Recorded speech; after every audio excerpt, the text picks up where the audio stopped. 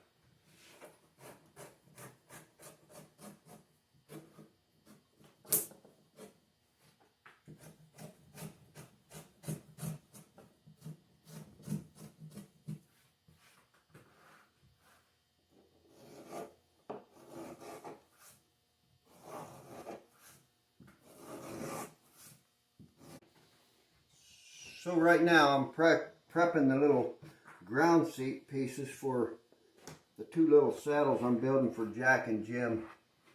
This is what the second ground piece looks like. This is what builds your foundation for your seat. So here's the first piece already put in, and that's what it looks like from the bottom. And now the second piece goes on top of that. It's a little bit bigger, gets glued and nailed like that, and then you skive it, kind of keep shaping your seat piece so that you end up with a nice shape in the seat. And then the third ground seat piece is the last ground seat piece, and then that is the last ground seat piece before the seat. The seat covers it all up then. Sometimes on a really long tree, these are only 13 inches, 13 and a half. On a really long tree, I'll use a fourth piece that just comes back to like here to give it a little bit more rise in the front. But most saddles, just 3 is all it needs. Yep. It takes a lot of skiving to get a really nice ground seat made. And that was what the main thing we covered when I went to Sheridan at the saddle making school. Is the part that I went to was preparing the ground seat. Everybody always says that's the most important aspect of building a saddle. I don't know that that's necessarily true. It certainly does determine how a saddle is going to sit and feel.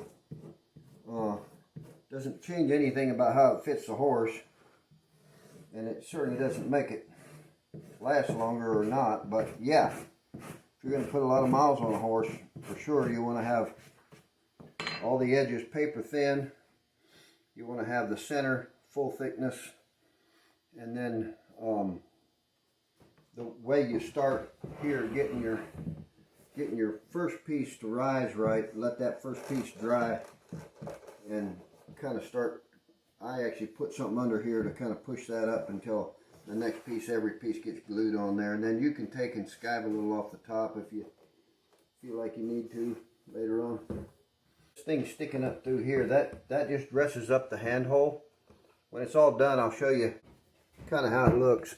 This is a green shaft leather. This is a different saddle, but sometimes I use shaft leather. Shaft leather is a little bit harder to work with. And then this is what it looks like from the bottom.